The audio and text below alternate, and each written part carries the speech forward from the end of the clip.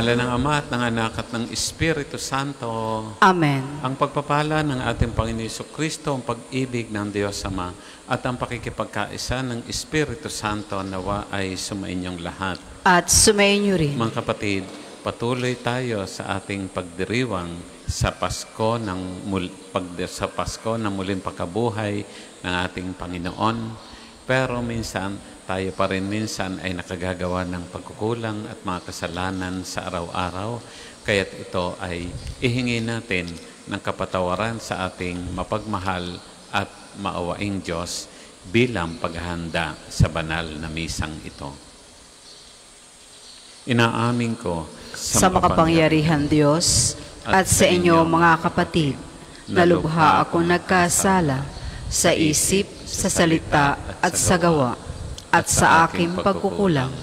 Kaya isinasamo ko sa mahal na Birheng Maria, sa lahat ng mga anghel at mga banal, at sa inyo mga kapatid, na ako'y ipanalangin sa Panginoong ating Diyos. Kaawaan tayo ng ating makapangyarihang Diyos, patawarin tayo sa ating mga kasalanan, patnubayan tayo sa buhay na walang hanggan.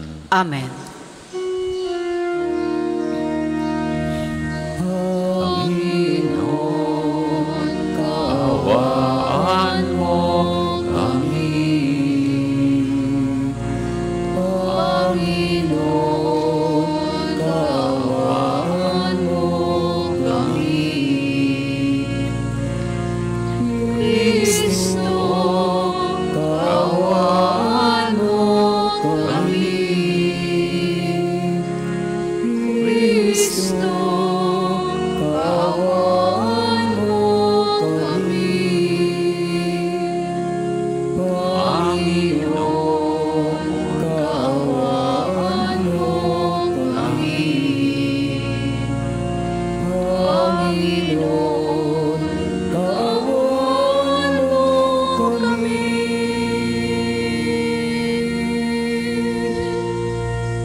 Manalangin tayo. Ama naming makapangyarihan, sa pagdiriwang naming ito ng Pasko ng pagkabuhay ng anak mo, pinag-aalab mo ang pananalig namin sa iyo. Ang kagandahang loob mo sa amin ay lalo mo pang pag-ibayuhin upang maisaloob na mabuti ng lahat ang kadalisayang dulot ng binyag, ang Espiritong bigay mo sa iyong mga anak, ang dugon dumanak upang kami maligtas sa pamamagitan ni Jesucristo, kasama ng Espiritu Santo, magpasawalang hanggan. Amen.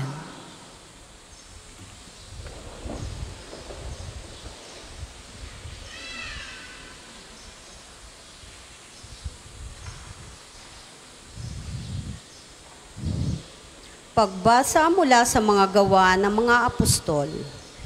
Noong mga araw na iyon, tumindig ang isang pariseyong nagngangalang Gamaliel, tagapagturo ng kautusan at iginagalang ng buong bayan.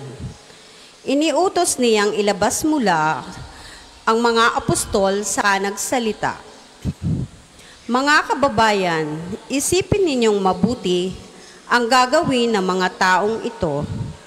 Hindi pa nagtatagal na lumitaw si Teudas na nagpanggap na isang dakilang pinuno at nakaakit ng may 400 tagasunod. Ngunit nang mapatay siya, nagkawatak-watak ang mga tauhan niya at nauwi sa walang kilusan. Pagkatapos lumitaw naman si Judas na taga-Galilea noong panahon ng tagapagtala at nakaakit din ng maraming tauhan.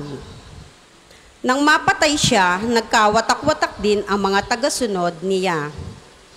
Kaya't sinabi sa inyo, huwag ninyong pakialaman ang mga taong ito. Hayaan ninyo sila. Kung ang kanilang panukala o pagpupunyaging ito'y mula sa tao, ito'y mabibigo. Ngunit kung mula sa Diyos, hindi ninyo ito masasansala at lilitaw pang lumalaban kayo sa Diyos. Napahinuhod sila sa payo ni Gamaliel. Pinapasok na muli ang mga apostol at pagkatapos ipapalo at pagwawalang pangaral sa pangalan ni Jesus. Sila'y pinalaya. Galak na umalis ang mga apostol sa harap ng mga Sanhedrin, sapagkat minarapat ng Diyos na sila'y malagay sa kahihiyan, alang-alang sa pangalan ni Jesus. Araw-araw nagpupunta sila sa templo at sa mga tahanan, at doon nagtuturo at nangangaral tungkol kay Jesus, ang Kristo. Ang salita ng Diyos. Salamat sa Diyos. Salmon tugunan, ang tanging aking mithi, Panginooy makapiling. Ang tanging aking mithi, Panginoong makapiling. Tanglaw ko'y ang poon aking kaligtasan, kaya walang takot ako kanino man. Sa mga panganib kanyang iingatan, kaya naman ako'y walang agam-agam. Ang tanging aking mithi, Panginooy makapiling. Isang bagay lamang ang aking mithiin, isang bagay itong sa poon hinihiling. Ang ako'y lumagi sa banal na templo, apang kagandahan niya'y mamamasdan ko, at yaong patnubay niya ay mata mo. Ang tanging aking mithi, Panginooy makapiling. Ako'y nananalig na bago mamatay, masasaksihan ko ang iyong kabutihan, na igagawad mo sa mga hinirang. Sa Panginoong Diyos tayo'y magtiwala, ating patatagin ang paniniwala. Tayo ay umasa sa kanyang kalinga. Ang tanging aking mithi, Panginooy makapiling. Magsitayo po ang lahat. Hallelujah, hallelujah, hallelujah, hallelujah, hallelujah, hallelujah, hallelujah, hallelujah. Ang tao ay nabubuhay sa salita ng may kapal. Napakain kanyang bigay. Hallelujah, hallelujah, hallelujah, hallelujah, hallelujah, hallelujah, Hallelujah.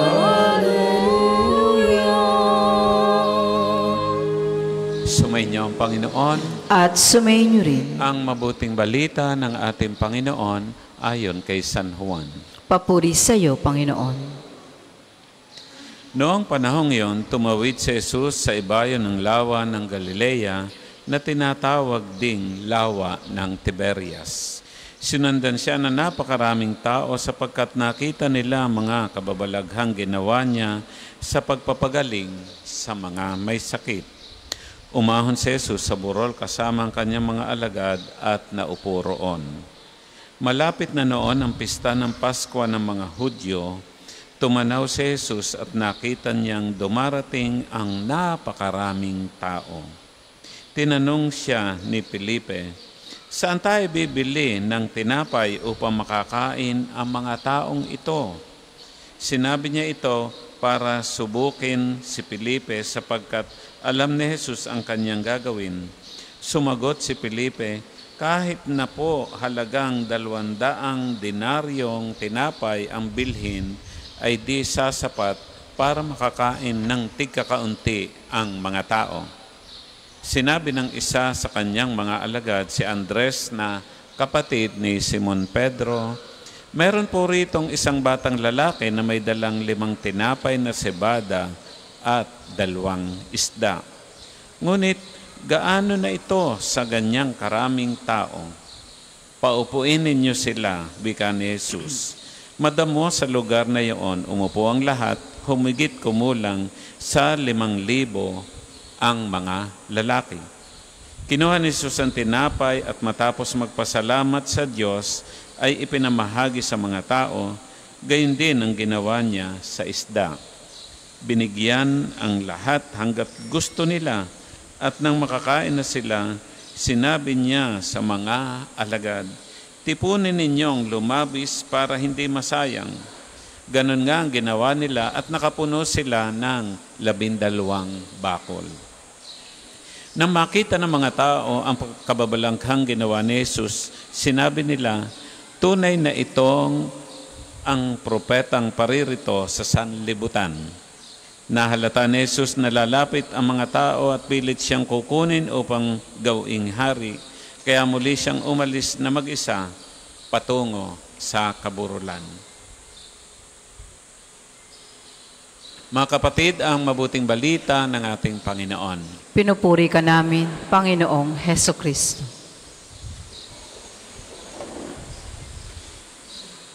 Magandang tanghali po sa inyong lahat. Magandang tanghali po, Padre. At welcome po dito sa dambana ng Santo Padre Pio. Kahit na ang ating panahon ay mainit-init dahil talagang kasikalan ng summer ngayon, maganda po at may dala kayong abaniko. Ang mga sosyal ay yung rechargeable na electric fan.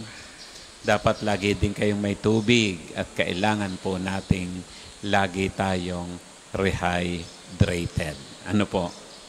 Mga kapatid, naalaala ko po nung ako'y bata pa at habang lumalaki kami, no?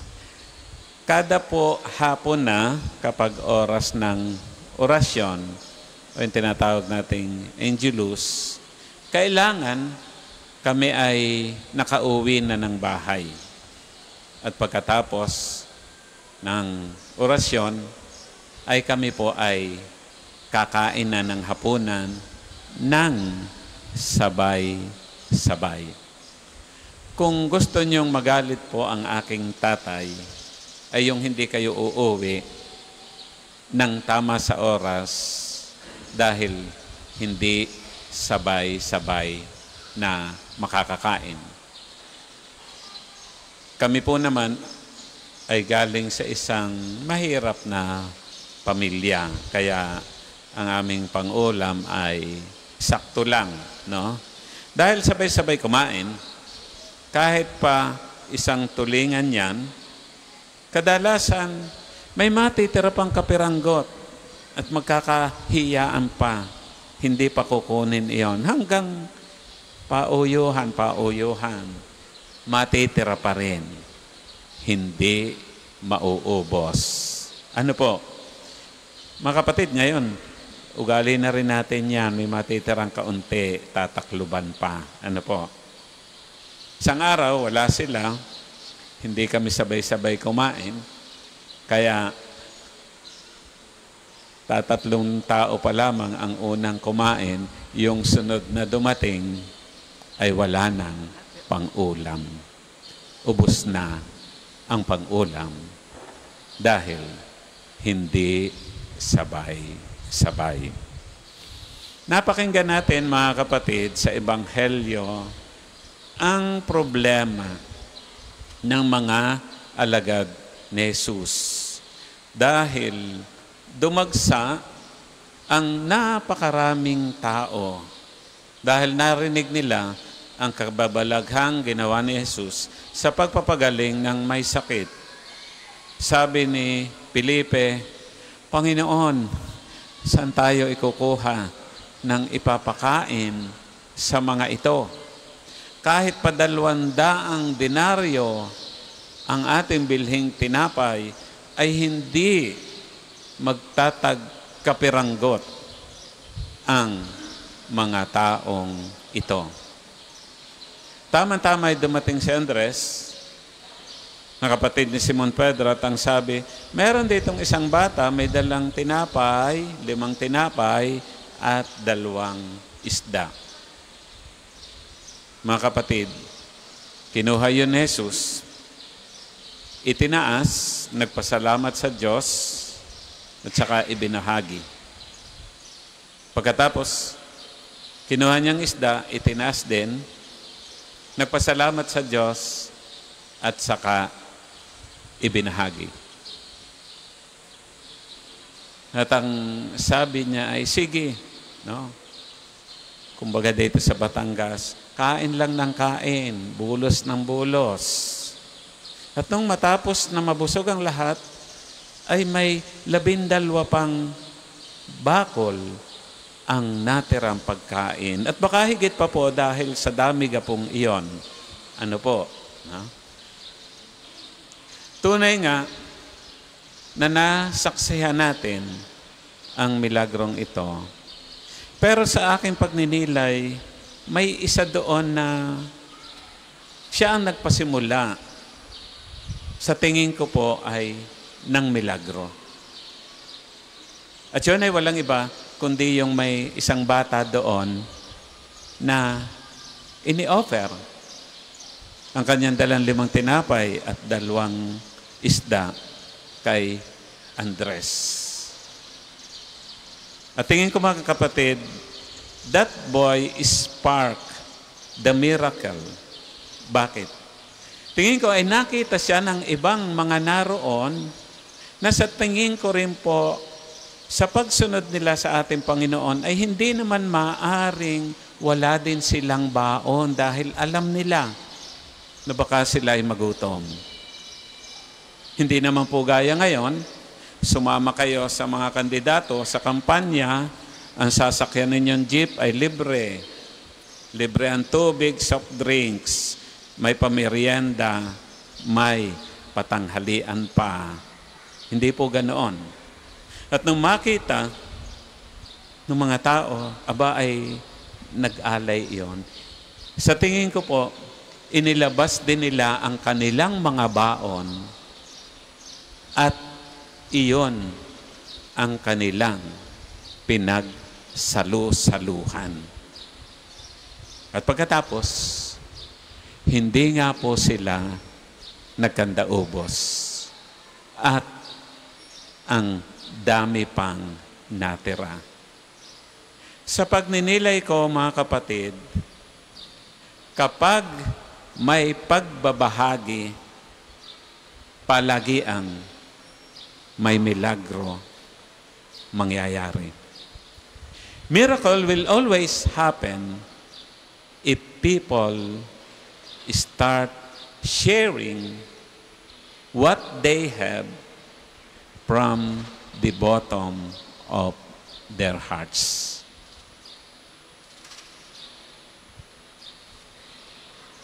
Palagi ang may mangyayaring milagro kapag ang lahat ay nagbabahagi kung anong meron sila na mula sa kaibuturan ng ating puso. Mga kapatid, ang ginawa na ating Panginoong Jesucristo sa nasaksihan at narinig nating ebanghelyo ay pagpapahiwatig na ito ng banal na misa ng Eucharistia.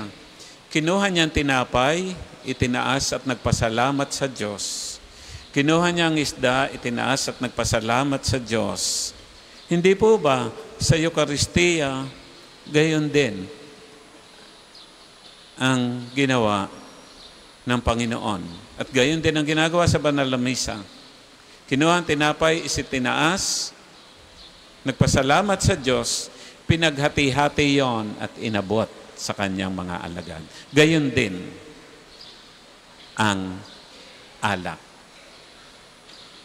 Kaya mga kapatid, ang isa ko pang pagninilay, ang sabi ko ay the Eucharist is a rehearsal of life. The Eucharist is a practice so that we can share after celebration of the Eucharist. Parang ganoon po. Parang ang ating pagdiriwang ng banal na misa ay isang practice kung paano natin isasabuhay ito sa labas. It is a rehearsal of life.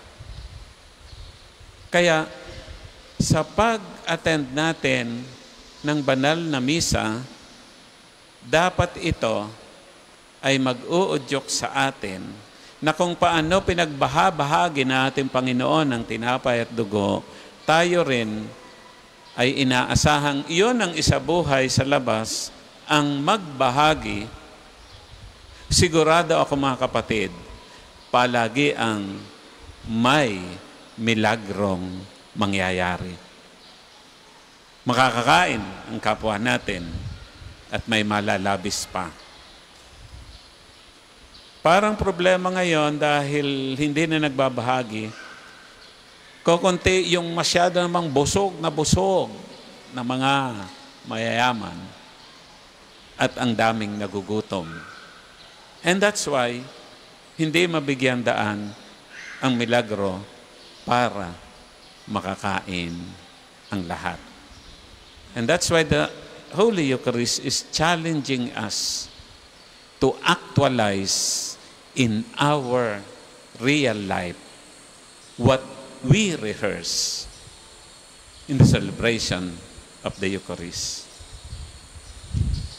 Inuulit ko po, kapag may pagbabahaginan, palagiang may milagrong mangyayari. Miracle will always happen if the spirit of sharing is alive in our hearts. Pagpalain tayo ng ating mahal na Diyos. Para po sa maghahandog ng sobre, pakihulog na lamang po sa buslo.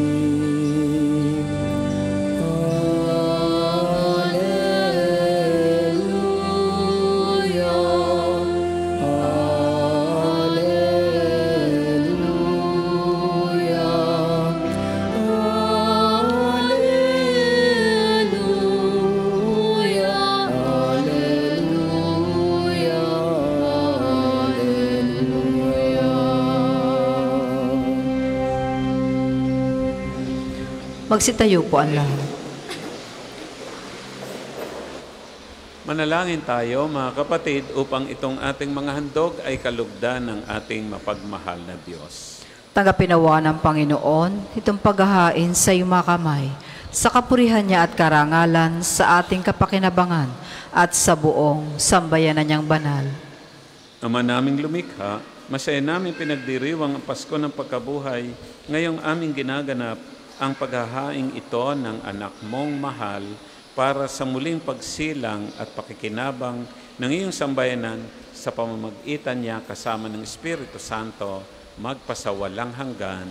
Amen. Sumainyo ang Panginoon. At sumainyo rin. Itaas sa Diyos ang inyong puso at diwa. Tinaas na namin sa Panginoon. Pasalamatan natin ang Panginoong ating Diyos. Marapat na siya ay pasalamat. Ama naming makapangyarihan, tunay nga marapat na ikaw ay aming pasalamatan, lalo ngayong ipinagdiriwang ang paghahain ng Mesiyas, ang maamong tupa na tumubos sa aming lahat. Ang iyong anak na minamahal ay naghain ng sarili niyang buhay. Siya ang tupang maamong umako sa kaparusahan upang mapatawad ang kasalanan ng sanlibutan. Sa pagkamatay niya sa banal na krus, ang kamatayan namin ay kanyang nilupig. Sa pagkabuhay niya bilang manunubos, pag-asa at pagkabuhay ay aming nakamit. Kaya kaisa ng mga anghel na nagsisiawit ng papuri sa ng walang humpay sa kalangitan, kami nagbubunyi sa iyong kadakilaan.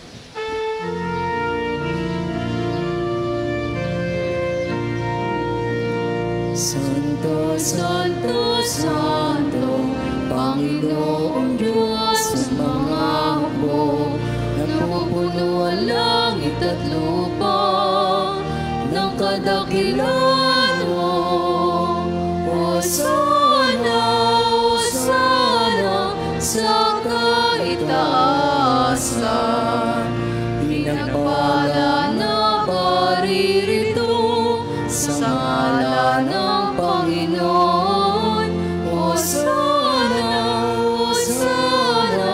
sa kaitaasan.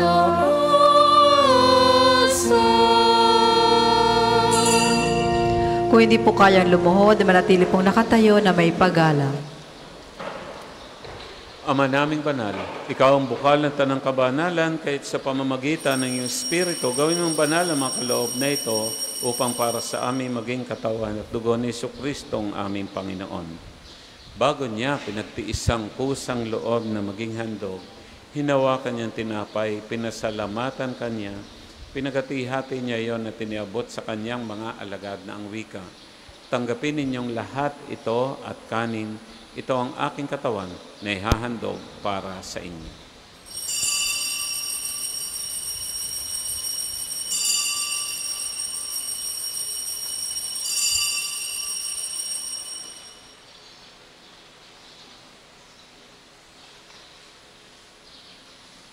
Gayun din naman, nung matapos ang hapunan, hinawakan niyang kalis, muli kanyang pinasalamatan.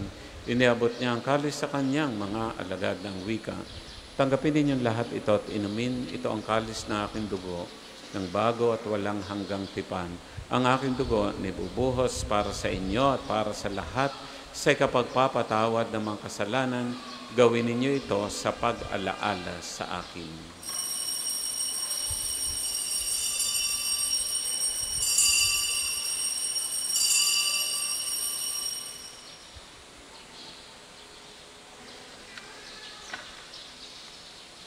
Ipagbunyi natin ang misteryo ng ating pananampalataya. Si Kristo'y namatay, si Kristo'y nabuhay, si Kristo'y babalik sa wakas ng panahon.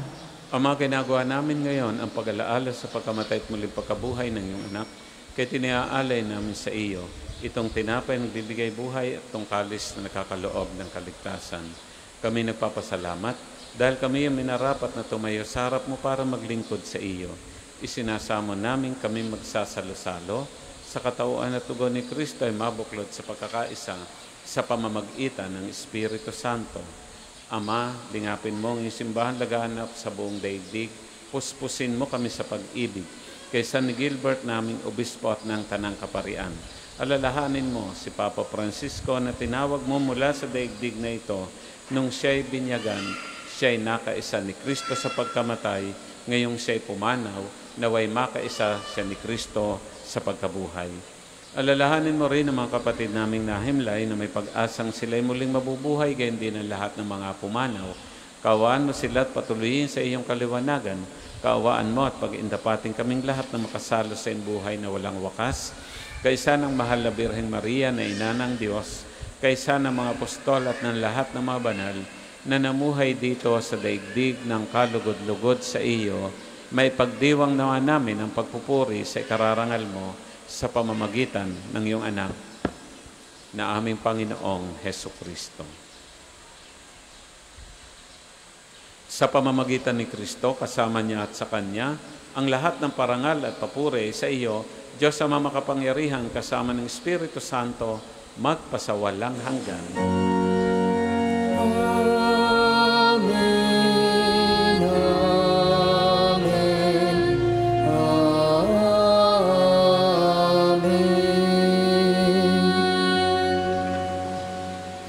Sa tagubili na nakagagaling na utos sa turo ni Jesus na po natin at Diyos, buong lugod nating awitin. Ama namin, sumasalangit ka, sambahin ang ngalan mo, mapasa amin ang kaharian mo, sundin ang loob mo dito sa lupa para nang sa langit. Bigyan mo kami ngayon ang aming kakanin sa araw-araw, at patawarin mo kami sa aming mga sala para ng pagpapatawad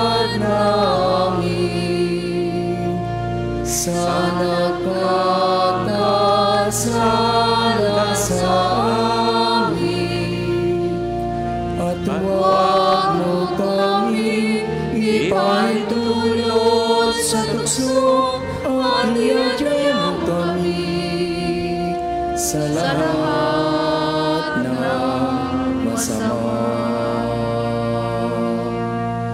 Hinihiling namin kami iadya sa lahat ng masama, pagkalooban ng kapayapaan araw-araw, iligtas sa kasalanan at ilayo sa lahat ng kapahamakan, samantalang aming pinananabikan ng dakilang araw ng pagpapahayag ng tagapagligtas naming si Jesucristo. Sapagkat iyo ang kaharian at ang kapangyarihan at ang kapurihan magpakailanman. Amen. Panginoon Jesucristo, sinabi mo sa mga apostol, kapayapaan ang iniiwan ko sa inyo, ang aking kapayapaan binibigay sa inyo. Tungayin mo aming pananampalataya at huwag ang aming mga pagkakasala at kahinaan. Pagkalooban mo kami ng kapayapaan at pagkakaisa ayon sa iyong kalooban, kasama ng Espiritu Santo magpasawalang hanggan. Amen. Ang kapayapaan ng Panginoon ay laging sumainyo. At sumainyo rin. Mga kapatid, tayo po ngayon ay magbigayan ng kapayapaan sa bawat isa. Peace. Kordero ng Diyos, nag-aalis ng mga kasalanan ng sanlibutan, maawa ka sa amin. Kordero ng Diyos, nag-aalis ng mga kasalanan ng sanlibutan, maawa ka sa amin. Kordero ng Diyos, nag-aalis ng mga kasalanan ng sanlibutan, pagkaloob mo sa amin ang kapayapaan. Kundi kayang lumuhod, manatili pong nakatayo na may paggalang.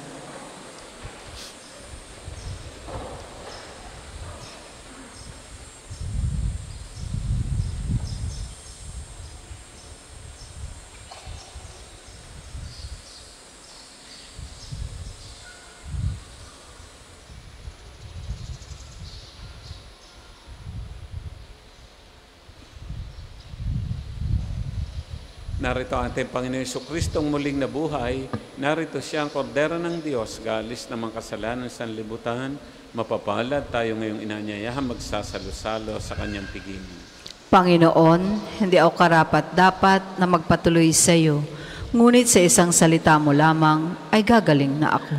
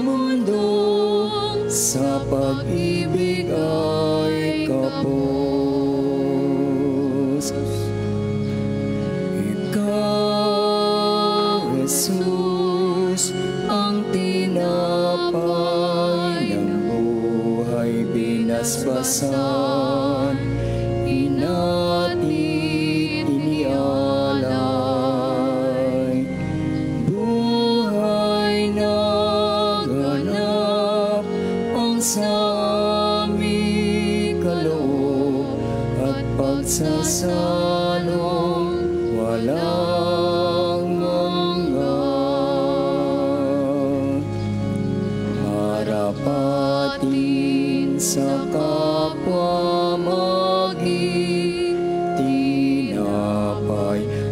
kagalakan sa nalulumban, katarungan sa naapi,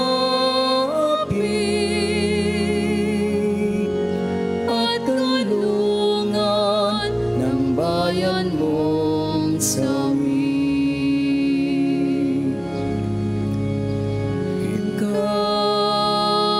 Jesus, ang tinapay ng buhay binasbasan, hinatid, inialay,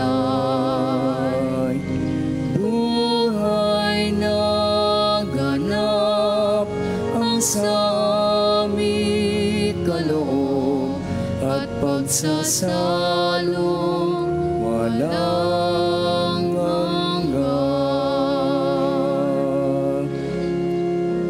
sanang buhay namin handog, naway matulad sa pag-aalay mo.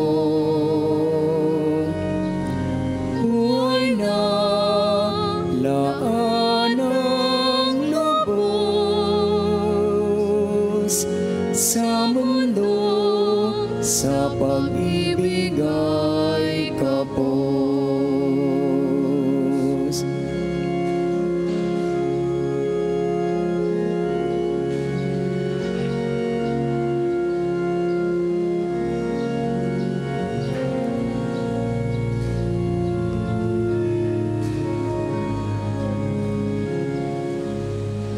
Ang isasagawang second collection ay ginagamit sa patuloy na pagpapaunlad ng parokya at pambansang dambana ni Santo Padre Pio at para sa mga pangangailangan na matatanda ng pari na may sakit sa Archdiocese ng Lipa.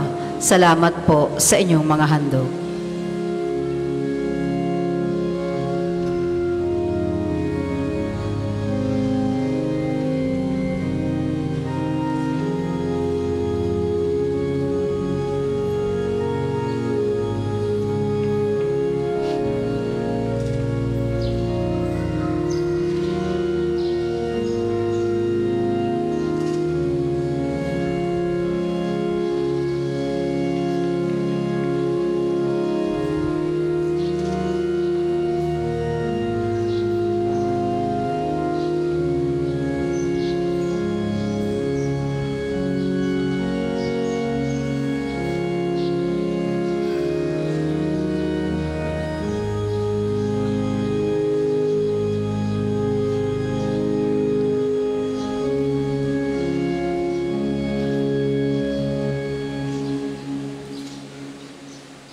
Tayo po ay magsitayo.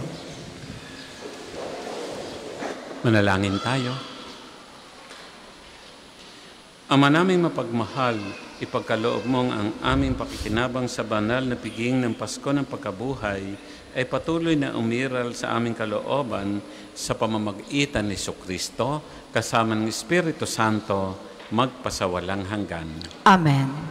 Sama-sama po nating dasalin ang mga sumusunod na panalangin. Panalangin ng pagtitiwala kay Santo Padre Pio. Padre Pio, taga Petrolcina, mongheng banal, pintakasing santo ng milenyong kasalukuyan, gabay namin sa pagtahak sa landasing makalangit, takbuhan sa pangangailangan, huwaran ng pagtitiis. Sa iyo namin inilalapit aming mga kagipitan, sa iyo po ibinibilin kalusugan at kabuhayan.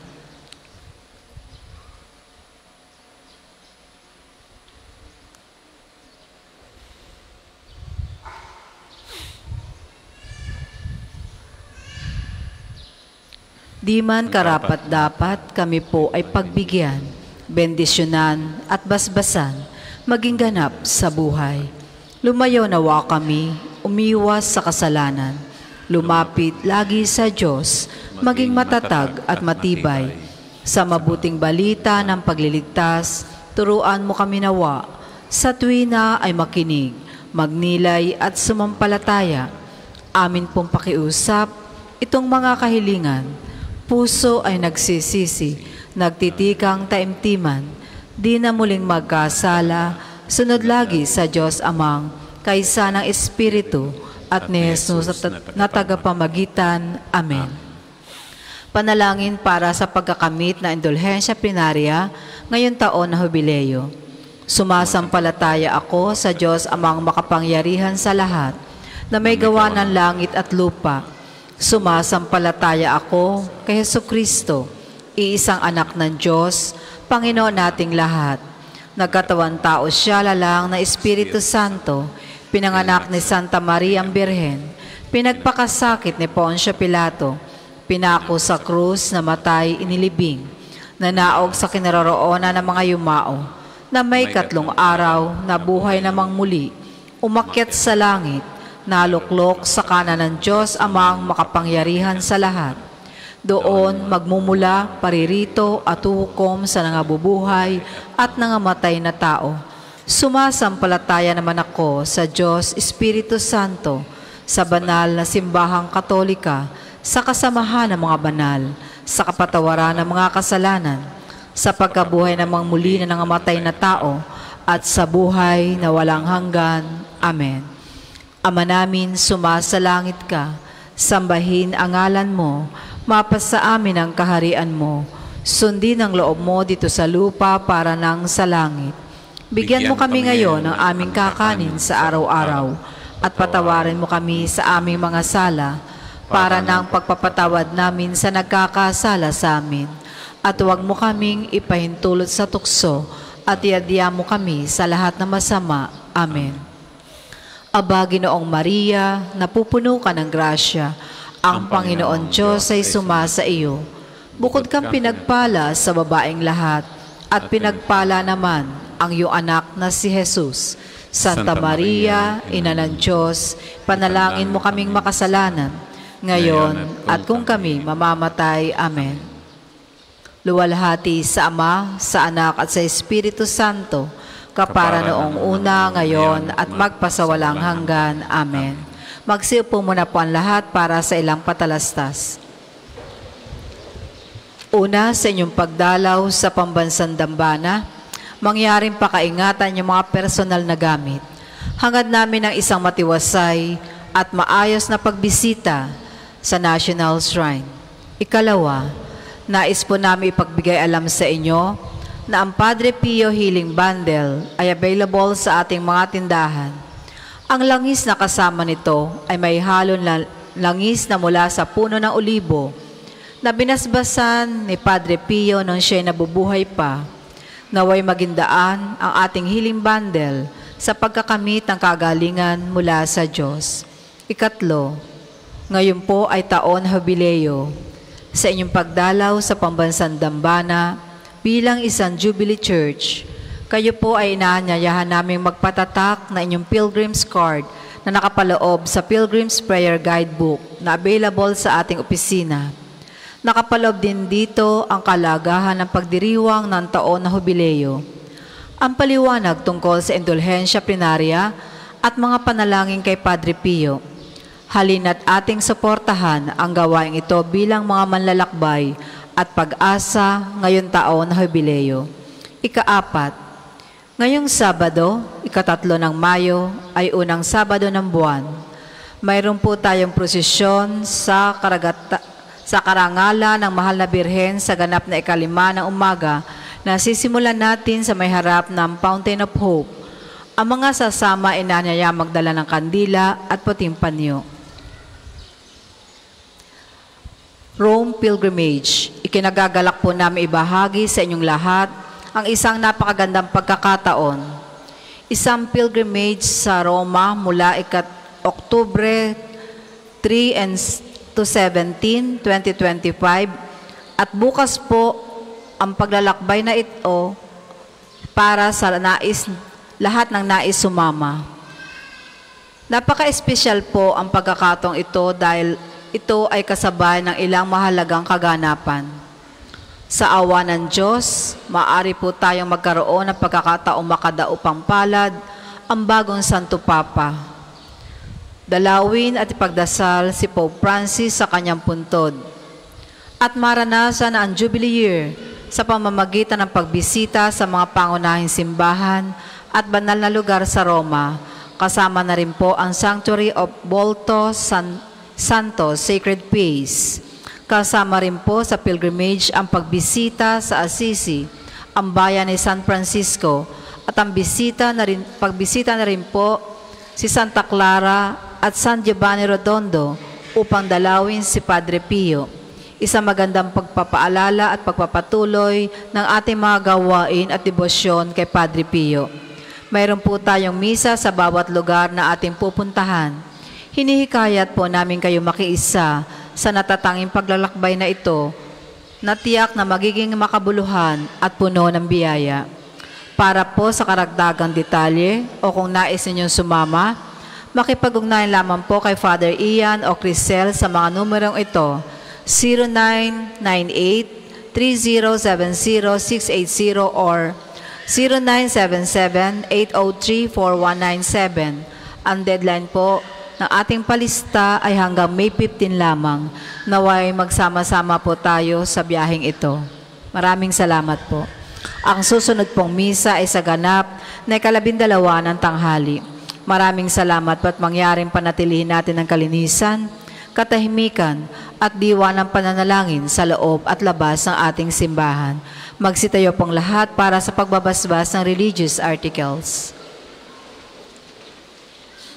Mga kapatid, manalangin tayo sa Diyos sa mga makapangyarihan upang tayo ay maging kawangis ni Kristo sa taimtim na pananalangin sa tulong ng mga larawan at mga dasalan. O Panginoong Diyos, Ikaw ang bukal ng lahat ng pagpapala at biyaya.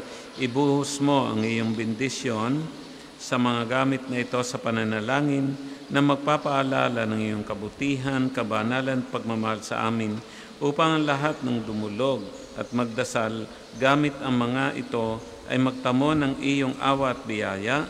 Loobin mong tularan nila ang kabanalan at aral ng Panginoon at ng mga santo magpasawalang hanggan. Amen. Ama namin, sumasalangit ka, sambahin ang ngalan mo, mapasamin ang kaharian mo, sundin ang loob mo dito sa lupa para nang sa langit. Bigyan mo kami ngayon ng aming kakanin sa araw-araw at patawarin mo kami sa aming mga sala para nang pagpapatawad namin sa nagkakasala sa amin. At huwag mo kaming ipahintulot sa tukso at iadya mo kami sa lahat ng masama. Amen. Aba, Ginoong Maria, napupuno ka ng grasya, ang Panginoon Diyos ay sumasa iyo. Bukod kang pinagpala sa babaeng lahat, at pinagpala naman ang iyong anak na si Jesus. Santa Maria, Ina ng Diyos, panalangin mo kaming makasalanan, ngayon at kung kami mamamatay. Amen. Luwalhati sa Ama, sa Anak at sa Espiritu Santo, kapara noong una, ngayon at magpasawalang hanggan. Amen. Ama namin, sumasalangit ka, sambahin ang ngalan mo, mapasamin ang kaharian mo, sundin ang loob mo dito sa lupa para nang sa langit. Bigyan mo kami ngayon ng aming kakanin sa araw-araw at patawarin mo kami sa aming mga sala para nang pagpapatawad namin sa nagkakasala sa amin. At huwag mo kaming ipahintulot sa tukso at iadya mo kami sa lahat na masama. Amen. Aba, Ginoong Maria, napupuno ka ng grasya, ang Panginoon Diyos ay sumasa iyo. Bukod kang pinagpala sa babaeng lahat, at pinagpala naman ang iyong anak na si Jesus. Santa Maria, Ina ng Diyos, panalangin mo kaming makasalanan, ngayon at kung kami mamamatay. Amen. Luwalhati sa Ama, sa Anak at sa Espiritu Santo, kapara ng una, ngayon at magpasawalang hanggan. Amen. Ama namin, sumasalangit ka, sambahin ang ngalan mo, mapasamin ang kaharian mo, sundin ang loob mo dito sa lupa para nang sa langit. Bigyan mo kami ngayon ng aming kakanin sa araw-araw at patawarin mo kami sa aming mga sala para nang pagpapatawad namin sa nagkakasala sa amin. At huwag mo kaming ipahintulot sa tukso at iadya mo kami sa lahat ng masama. Amen. Luwalhati sa Ama, sa Anak at sa Espiritu Santo, kapara noong una, ngayon at magpasawalang hanggan. Amen. Luwalhati sa Ama, sa Anak at sa Espiritu Santo, kapara noong una, ngayon, at magpasawalang hanggan. Amen. Luwalhati sa Ama, sa Anak, at sa Espiritu Santo, kapara noong una, ngayon, at magpasawalang hanggan. Amen.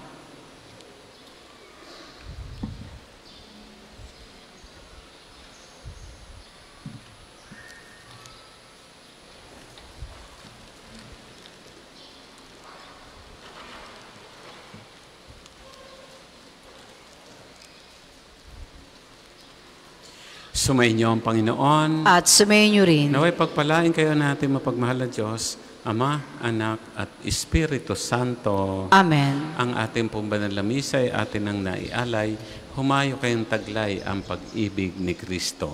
Salamat sa Diyos.